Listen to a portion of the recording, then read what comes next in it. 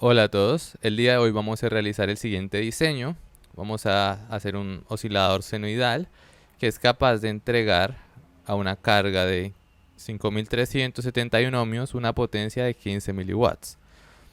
Bueno, este video espero que sea de su agrado y de su utilidad, debido a que en el momento en el que estoy grabando este video no hay ningún otro que explique detalladamente el diseño de un oscilador.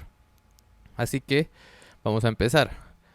Eh, Básicamente un oscilador es un amplificador que cumple los criterios de Barkhausen.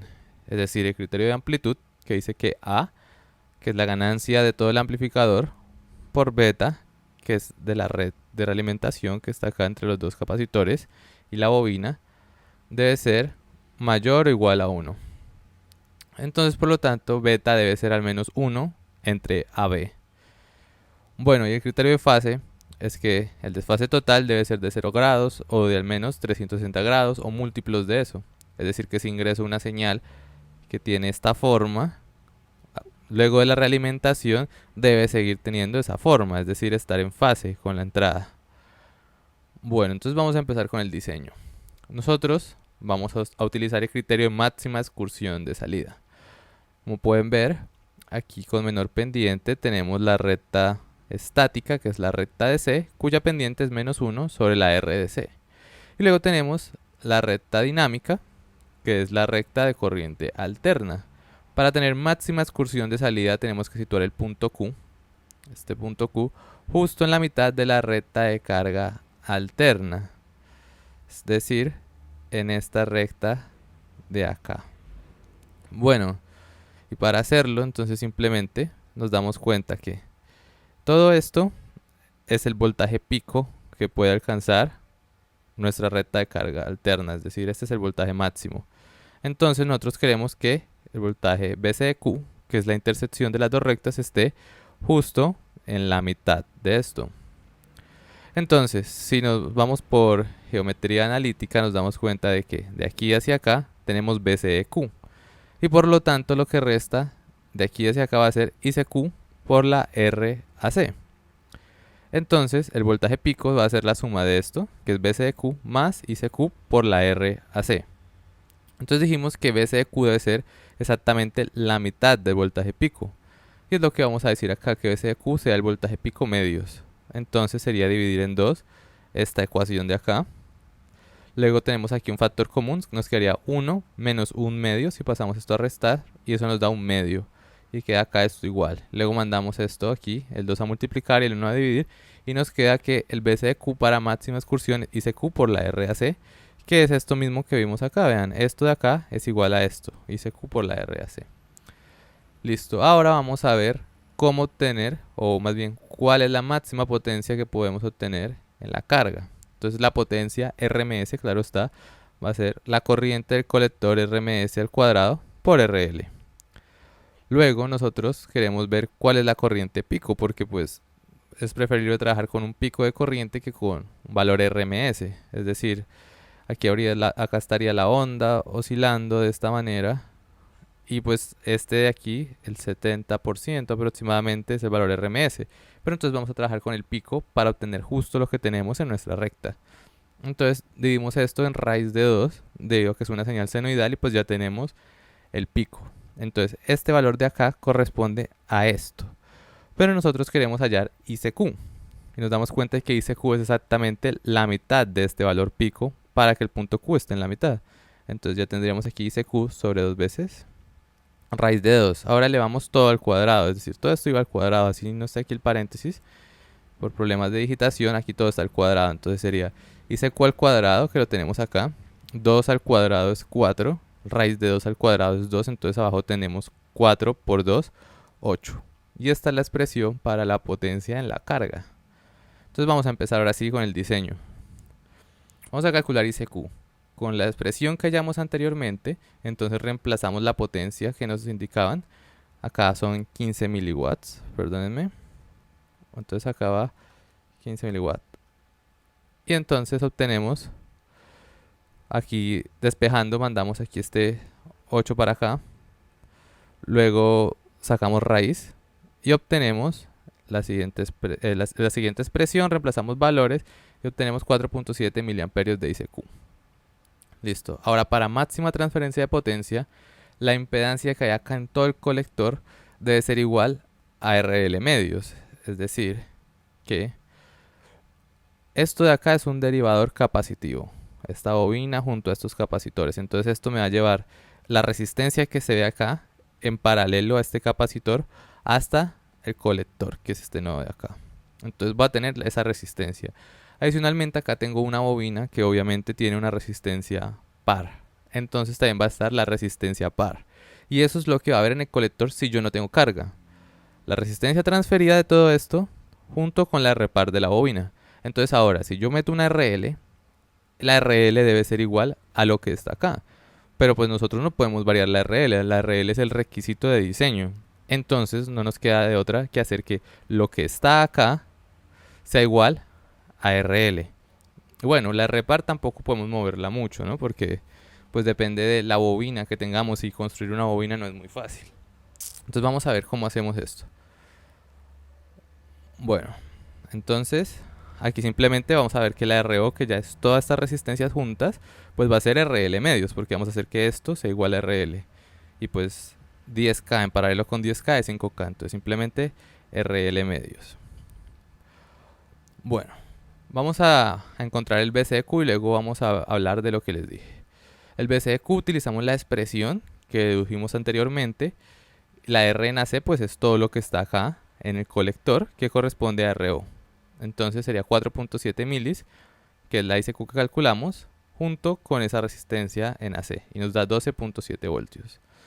Para la elección de la bobina, entonces consideramos un inductor comercial de 1.2 microfaradios y tiene un Q sub 0 o factor de calidad de la bobina de 150. La R par es esta expresión que es XL, que es la reactancia de la bobina por su factor de calidad. Entonces esto corresponde a W sub 0 o 2πf por L. L es 1.2 micros por el factor de calidad de la bobina que es 150 y eso nos da 11.3K. Bueno, entonces ya sabemos que esta reactancia debe ser alta a la frecuencia de trabajo para el caso de las bobinas de choque, para esta bobina de acá, porque pues aquí lo que queremos es que esto se vea muy grande para que luego en paralelo con esto de aquí pues sea despreciable y entonces solamente tengamos esto. Entonces para el cálculo del inductor de choque pues se elige simplemente un inductor comercial de 1 milihenry, que si tiene este factor de calidad pues ya representa una resistencia muy grande a esa frecuencia de trabajo. Bueno, ahora vamos a ver el cálculo de RE. Nosotros aquí tenemos a RE y al valor de XL, es decir, esta resistencia de acá corresponde a estas dos. Como nosotros tenemos un capacitor de desacople en la base, esta de aquí es RB. Permítanme, les muestro. Acá tenemos este capacitor de desacople. En AC pues aquí tendríamos RB, que corresponde al paralelo de estas dos. Pero este capacitor manda la base a tierra. Ojo con eso, la base a tierra. Y recuerden que acá en esta parte tenemos a RP o HIB o RE minúscula. Entonces aquí lo podemos apreciar. Tenemos a RE con la XL y este es el nodo del emisor, esto de acá. Y como mandamos la base a tierra, entonces RE queda acá. O sea, RE en realidad está aquí entre el terminal base emisor. Pero como la base se mandó a tierra, pues entonces nos queda esta configuración de acá. Si no lo ven muy claro, analícenlo, dibújenlo ustedes mismos y se darán cuenta de lo que les digo. RE corresponde a 26 milivoltios sobre ICQ. Reemplazando valores nos da 5.3 ohmios. Y este criterio de 3.3 voltios para RE se discutió en un video anterior que les voy a dejar aquí en la parte superior derecha para que vayan ahí y les explico por qué se elige este valor. Entonces reemplazando valores obtenemos que RE es de 700 ohmios. Ahora, el valor de la bobina de choque es muy alto, entonces por lo tanto acá vamos a tener algo muy alto en esta rama en paralelo con algo pequeño, porque RE es de únicamente 5.3 ohmios. Entonces RI, que sería la resistencia de entrada vista de aquí hacia acá, sería RE más la de choque, que es lo que dijimos que es muy grande, en paralelo con RE, entonces esto nos va a dar nuevamente RE. Ejemplo, 1 mega en paralelo con 1 ohmio, pues eso nos da 1 ohmio otra vez. Entonces RI va a ser aproximadamente 5.3 ohmios. Pero podemos añadir un nuevo resistor para minimizar los efectos de RE y mantener la ganancia aproximadamente estable. Debido a que como desacoplamos esta resistencia de base de acá, entonces para la ganancia tenemos únicamente a RE en paralelo con RPi. Y pues como ICQ va a estar variando debido a la señal senoidal, entonces la ganancia va a estar variando también y va a generar distorsión. Así que podemos añadir ese resistor justo en esta parte de acá en este nodo, entre el nodo de la base y la unión de esto, de manera que quede en serie con RE minúscula, HIV o RPi. Entonces nos quedaría acá sumados. Y pues nuevamente sigue siendo pequeño en comparación a esto, entonces sería simplemente la suma de ellos dos. ¿Y cómo lo elegimos? Pues lo elegimos mucho mayor que RE minúscula, entonces se elige 10 veces mayor aproximadamente. Entonces era 5.3, 10 veces sería 53 y un valor comercial. Entonces ahora tenemos nuestra resistencia de entrada, que sería esta, sumada con la resistencia que añadimos, de 49.3 ohmios. Ahora vamos a calcular los valores del derivador capacitivo.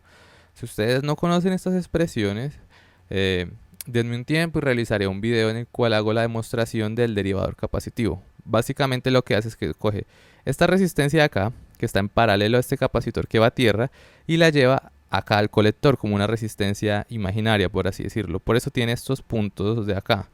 O sea, esta resistencia no es física, sino que es producto del derivador capacitivo. Entonces transfiere una resistencia pequeña a una resistencia más grande en el colector. En el colector ya teníamos a RL y la Rpar. Y recuerdan lo que hablamos de la máxima transferencia de potencia, en la que estas dos resistencias deben de ser iguales. Entonces vamos a hacer que se cumpla. Básicamente entonces, como Rpar ya está fijo, porque nosotros tenemos la bobina y ella tiene su Rpar fijo también, entonces lo único que podemos hacer es hacer que se transfiera una resistencia tal que en paralelo con la Rpar nos dé igual a RL. Eso es lo que tenemos acá. Rp, o sea la resistencia par de la bobina, en paralelo con RT, que es producto del derivador capacitivo, debe ser igual a RL. Entonces despejándola de acá, RT sería RL por RP sobre RP menos RL, que es lo que tenemos acá.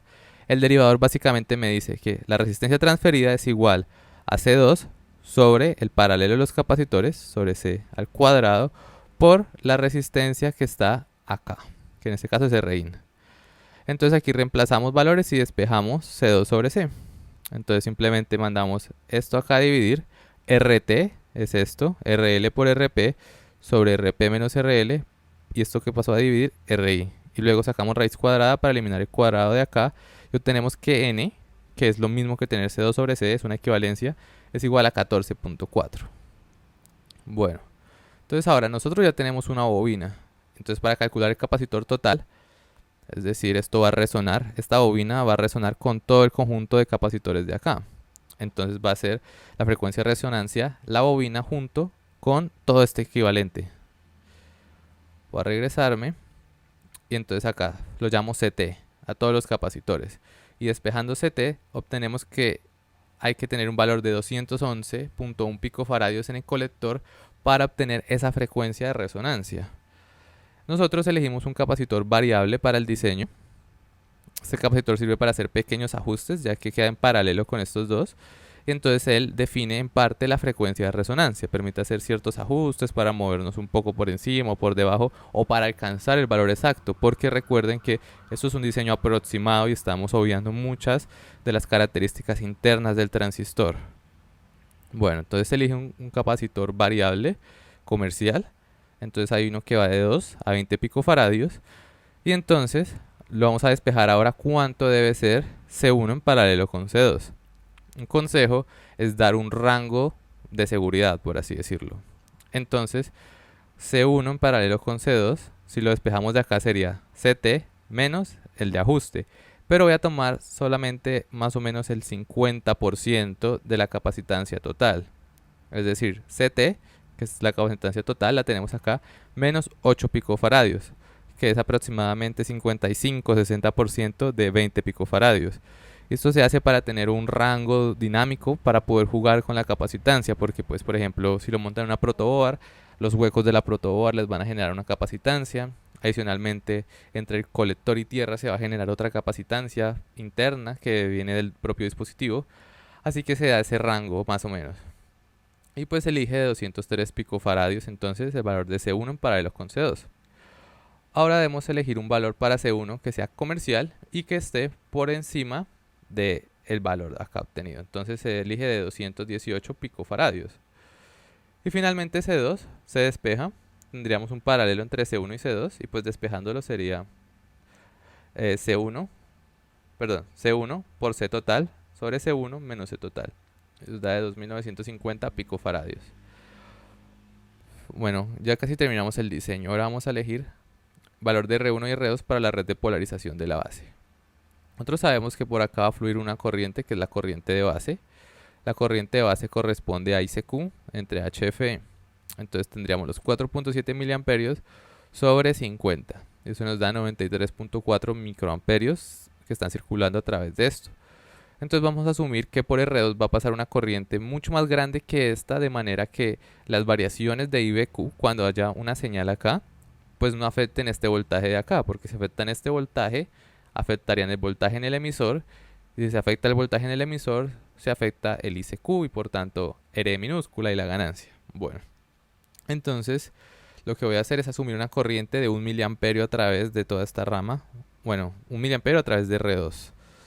Entonces el voltaje en R2 sería simplemente el voltaje en el emisor más 0.7.